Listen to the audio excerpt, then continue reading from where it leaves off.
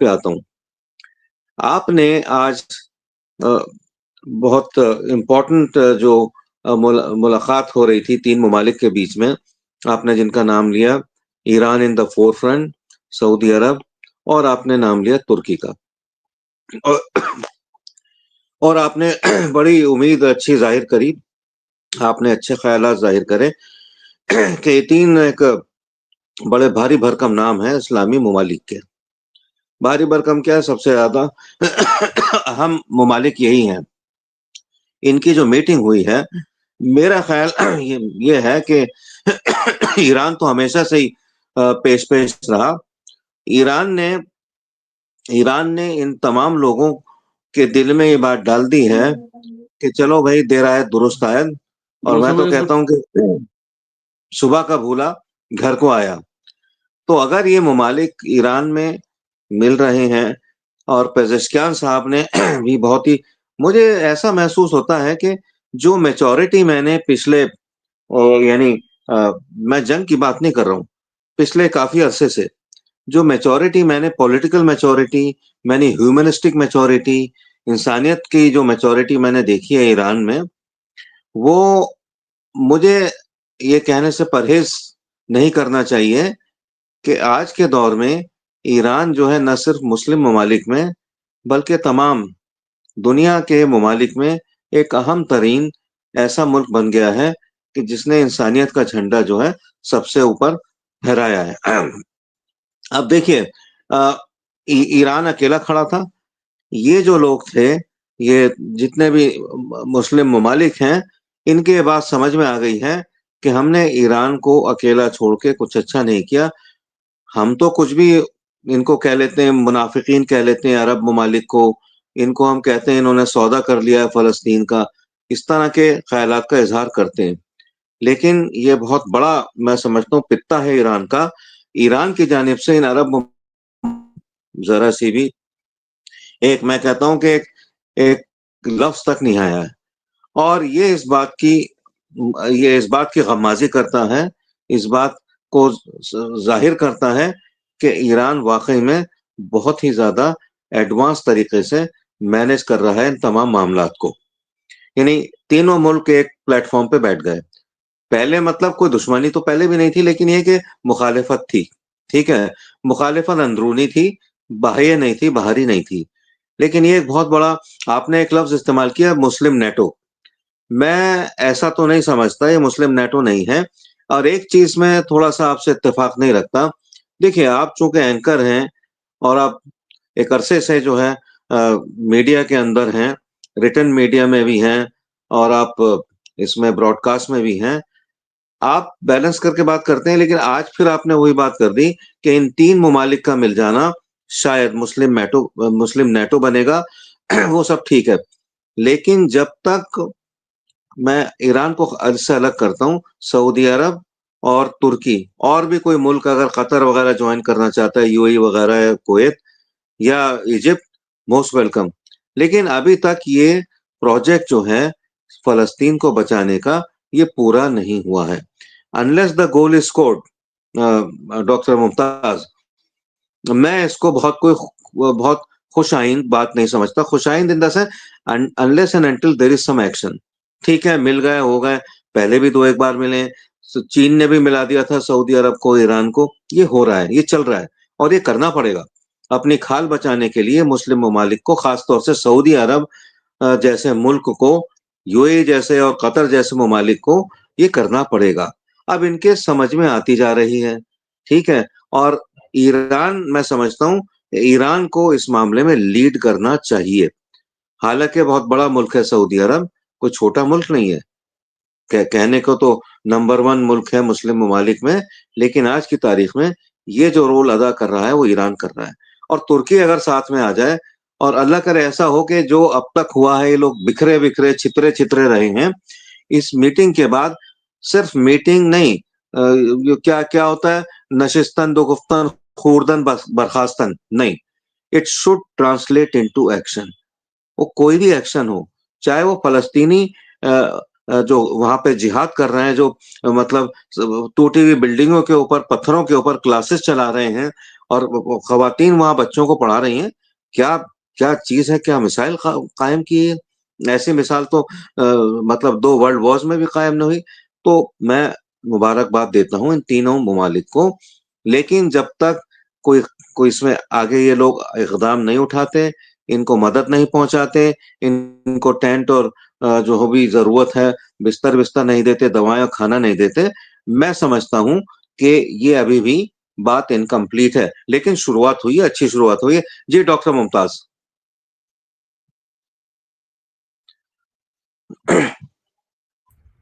बिल्कुल, ये एक सही आपने यहाँ पे तज्जिया किया है और बहुत अच्छा एक्सप्लेन किया है, और इसकी जितनी सताइश की जाए। लेकिन जो आप बात कर रहे हैं ना, देखिए मैं फिर कह रहा हूं कि हालात बदलते हैं। अचानक हालात, अगर ये आप सोच रहे हैं कि बदल जाएंगे, अचानक सब कुछ ठीक हो जाएगा, अचानक शिकंजे से वो सऊदी अरब, तुर्की सब निकल जाए। भाई नाटो नेटो का मेंबर वो है, सऊदी अरब की पूरी सिक्योरिटी अमेरिका के हाथ में है, इजराइल ने पहले से कैसे लेकिन इन सब के बावजूद क्या मीटिंग का होना ईरान के साथ, क्या ये अहम। राशिद रिजवी साहब हमारे साथ जुड़ गए, मैं इस्तकबाल करूंगा और मैं दाद दूंगा उनको कि मैंने बताया था कि तबीयत नासाज थी, लेकिन इसके बावजूद राशिद रिजवी की दिलचस्पी, और मतलब मैं उनको सलूट करूंगा कि फिर भी वो आए और हमें ज्वाइन किया। राशिद रिजवी साहब सीनियर पॉलिटिकल एनालिस्ट हैं, और इसके साथ साथ राशिद रिजवी साहब जो हैं वो मिडिल ईस्ट पे जितनी गहरी नजर रखते हैं, माहिर तालीम, माहिर कानून तो है ही, लेकिन मिडिल ईस्ट क्या, मैं समझता हूं कि पूरा आलम इस्लाम और इंटरनेशनल जो इस वक्त सिनेरियो है, क्योंकि जब हम गुफ्तगू करते हैं तो हम देखते हैं कि वो अंदर तक दाखिल हो जाते हैं, पूरी हिस्ट्री तक। ये अपने आप में एक बहुत बड़ी बात है। मैं उनका इस्तकबाल करता हूं। हमारे साथ नदीम साहब भी जुड़ गए हैं, मैं उनका भी इस्तकबाल करता हूं, प्रोफेसर नदीम अहमद साहब का, कि वो भी आ गए। मैं उनका इस्तकबाल कर रहा हूं, प्रोफेसर नदीम का, जो सीनियर पॉलिटिकल एनालिस्ट हैं, माहिर तालीम है, दिल्ली यूनिवर्सिटी में आप प्रोफेसर हैं, और मिडिल ईस्ट पे इनकी भी बड़ी गहरी नजर और बड़ा अच्छा तजिया। मैं इनका भी इस्तकबाल करता हूं। मैं राशिद रिजवी साहब, ये बात जो कही है अभी हमारे फिरोज बख्श साहब ने, बहुत मोहतरम है। अब मुझे कहा कि फिर वही आप उम्मीद, मैं उम्मीद की बात नहीं कर रहा हूं, मैं कह रहा हूं क्या ये पॉलिटिकल धमाका नहीं है? इतने दबाव, इतने प्रेशर के बावजूद सऊदी अरब का और तुर्की का तेहरान में मीटिंग करना, तेहरान में मैं मीटिंग की बात कर रहा हूं, वहां पे मीटिंग करना, क्या क्या आपको नहीं लग रहा है कि ये बहुत पुराना पॉलिसियां, दूसरे ममालिक में इसकी मुदाखलत और सयूनी हुकूमत की खुली हमायत आलमी अमन सलामती के लिए संगीन खतरा है? तर्जुमान वजारत खारजा। लेकिन मैं बात कर रहा हूं यहाँ पे पूरा, आप देखिए मैंने अभी एक सीन दिखाया था, इसके अलावा मैं जो एक तस्वीर और आपको दिखाना चाहता हूं, और फिर मैं राशिद रिजवी साहब से इस पे बात करूंगा। यहाँ पे ये तस्वीर भी आप देखें, यहाँ पे ये तेहरान की तस्वीर है जो आप देख रहे हैं। तेहरान में इस तरह की तस्वीर क्या अहमियत की हामिल है? मैं राशिद रिजवी साहब पास आऊंगा। राशिद रिजवी साहब, ये जो मैं बार बार इसको फोकस कर रहा हूं, कैसे आप इसे देखते हैं? क्या ये इंपॉर्टेंट नहीं है?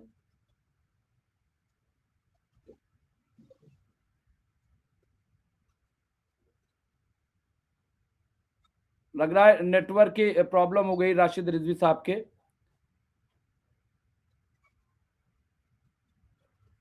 राशिद रिजवी साहब जी।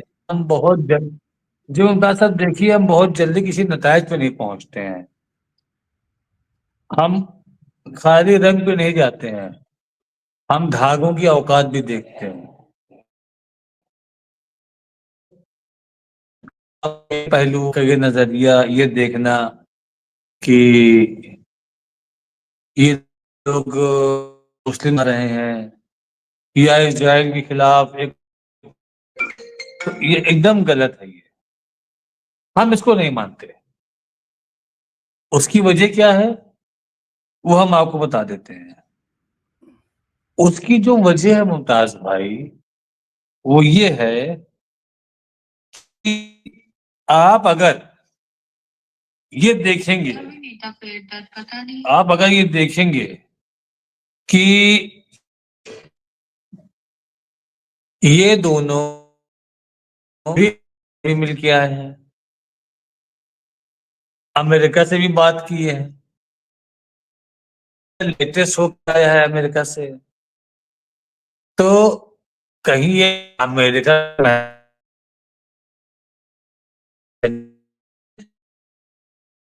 राशिद साहब, आपका नेटवर्क बहुत डिस्टर्ब कर रहा है, आपकी तस्वीर भी साफ नहीं आ रही है, बहुत रुक रुक करके आ रही है। थोड़ा सा नेटवर्क को अगर आप मैनेज कर लें। राशिद रिजवी साहब, थोड़ा सा नेटवर्क आपका, बहुत तस्वीरें रुक रुक करके आ रही हैं, आवाज भी कट के आ रही है। तो मैं प्रोफेसर नदीम, आप भी बड़ी गहरी इस पे नजर रखते हैं। जब तक राशिद रिजवी साहब आ रहे हैं, कैसे देखते हैं आप? ठीक है, शक है, शुबहात है, सब कुछ है, लेकिन फिर भी राशिद रिजवी साहब थोड़ा सा नेटवर्क अगर एक बार जरा से बंद करके फिर से वो कर ले शायद। आप मुझसे सवाल पूछें, क्या सवाल है मुमताज भाई? मैं कह रहा हूं कि आज तेहरान में तुर्की, सऊदी अरब और ईरान की मीटिंग हुई है और एक नाटो मुस्लिम जो है बनाने की बात सामने आ रही है, लेकिन हम कह रहे हैं कि न बने। लेकिन इन तीनों का तेहरान में मिलना, वजारत खारजा का, बड़े लीडरान का, ये किस तरह से? क्योंकि मुझे लग रहा है कि ये तो इजराइल और अमेरिका की नींद उड़ाने वाली मीटिंग है। ये बहुत अच्छी बात है, ऐसा हो जाना चाहिए था पहले, और अगर अब भी हो रहा है तो देर नहीं हुई है। मैं दुआ करूंगा ऐसा हो जाए, और इससे तो न सिर्फ अमेरिका के बल्कि पूरे नाटो और दुनिया भर में परेशानियां बढ़ गई होंगी इन सब चीजों को लेकर।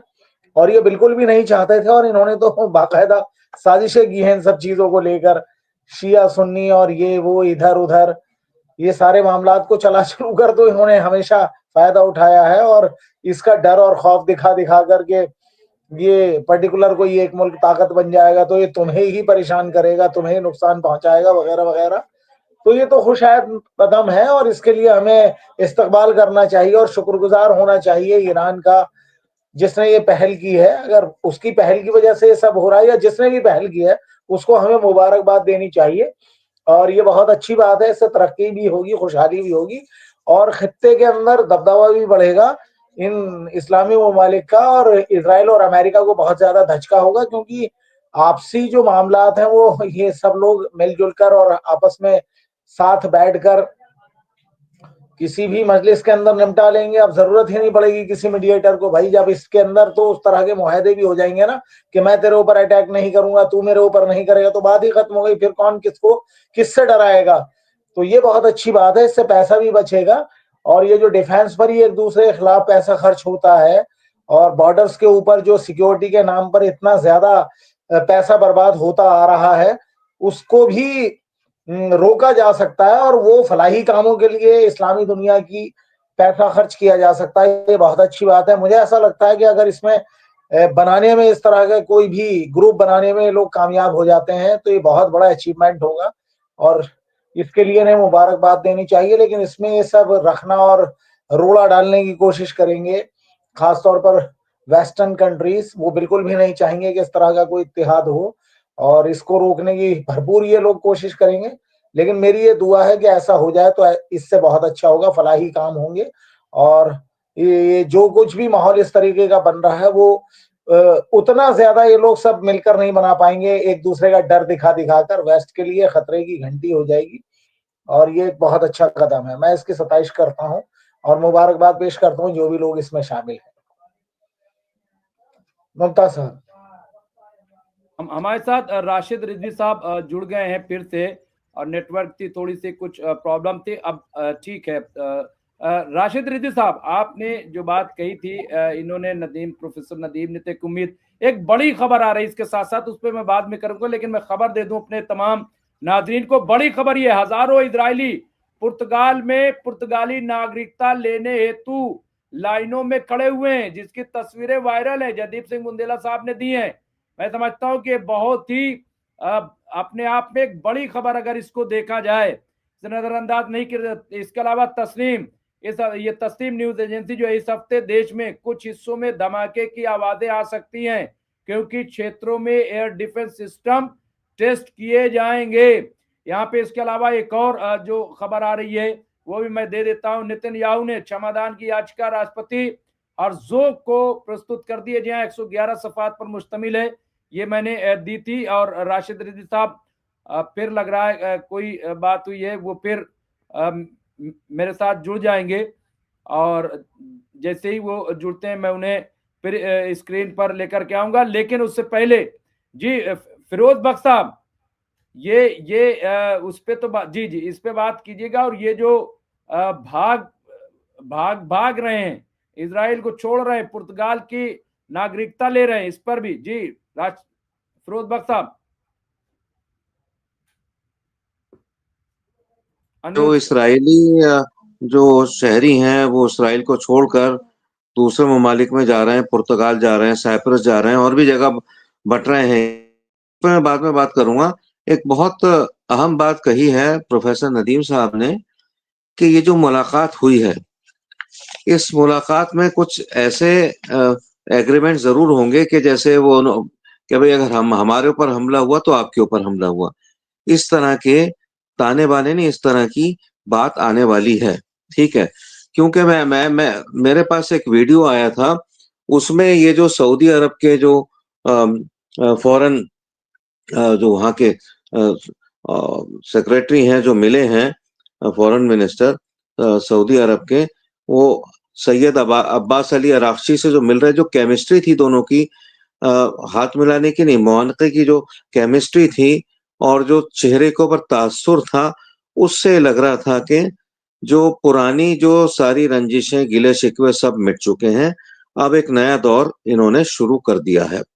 और ये जो थे सऊद बिन मोहम्मद अल सती, ये पहले हिंदुस्तान में सऊदी अरब के एम्बेसडर थे। अब इनको वापस जाके वहाँ बहुत ये वहाँ भी आए थे, हमारे जब इंडिया में हैदराबाद आए थे तो हमारी मौलाना आजाद यूनिवर्सिटी में भी आए थे ये, तो इनसे मुलाकात हुई थी और अरब डिपार्टमेंट के जितने भी प्रोफेसर थे उनके साथ चाय भी पी गई थी। खैर, अब मैं आपके सवाल पे आता हूँ। देखिए, इस आपने नाम लिया कहाँ का? पुर्तगाल का। पुर्तगाल नहीं, यूके में भी काफी लोग गए हैं इसराइल के। यूके में तो आना जाना चलता रहता है। फिर पुर्तगाल में है, साइप्रस में भी है, और जो दीगर ममालिक हैं वो कनाडा वगैरह में भी चले गए हैं, और ये लाखों लोग वहां गए हैं। अब इसकी वजह मैं आपको बता दूं क्या है, फिर मैं लौट के आऊंगा जो हमारी कोई 4-5 5-6 महीने पहले जो हमारी मीटिंग्स रहती थी, और उसमें हमारे फजील साहब भी रहते थे। तो फजील साहब ने एक बात कही थी, बल्कि कई बार उस एक बात को कहते थे, वो कहते थे कि अल्टीमेटली एक बड़ी जो जंग है, दैट इज इन दी ऑफिंग। जंग तो कोई नहीं चाहता, लेकिन वो कहा करते थे, हो सकता है वो भी नहीं चाहते हो, लेकिन हालात इस तरह के बन रहे हैं जब से कि जो जंग, अब आप ये देखिए कि बावजूद इसके कि ट्रंप ने नेतन्याहू को सख्ती से कहा है, या फिर नूरा कुश्ती है कि तुम वहां दखलंदाजी मत करो, आप हमला ना करो सीरिया पे या लबनान पे भी, जो है वहां पर जुल्म ना करो, अब ये कहने की बातें हैं, ये सब चीजें चल रही हैं।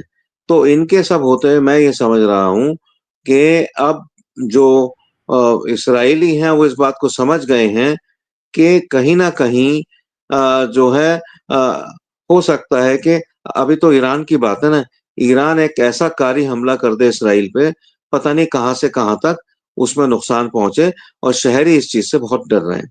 और अब इसराइली और डरेंगे, हम नहीं चाहते वो डरें, लेकिन और डरेंगे जब ये मीटिंग ईरान के अंदर हो गई और इसमें सऊदी अरब और तुर्की, तुर्की बड़ा जबरदस्त मिलिटरीली बहुत मजबूत मुल्क है, आपने अभी फरमाया नेटो का मेंबर है, उसकी जो एयरफोर्स है इन तमाम ममालिक से, अरब अरब ममालिक से, it is as good as any other European country. अब इनसे और भी जो है इनकी जो है समझिए कि हवा खराब हो रही है इसराइल में, बहुत ज्यादा, मतलब लोग परेशान हैं। अब आज के बाद, अब देखिए, अब तो ये साइप्रस वगैरह में, पुर्तगाल में, ठीक है, और अपने और भी कई ममालिक में, स्पेन में भी जा रहे हैं लोग, वहां लाइनें लग रही हैं। अब ये तमाम मुल्क में आधा इसराइल खाली हो जाएगा। आप ये देखिए, it's only a matter of a couple of months कि आधा इसराइल खाली होने वाला है।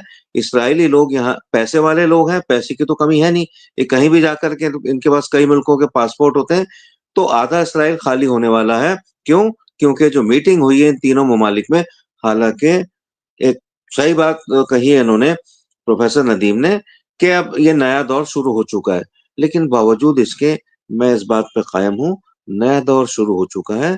जब तक मेरे जैसा आदमी कोई एक्शन ना देख ले, क्योंकि मैं हमेशा एक एक्टिविस्ट रहा हूँ और एक्शन के फील्ड से मैं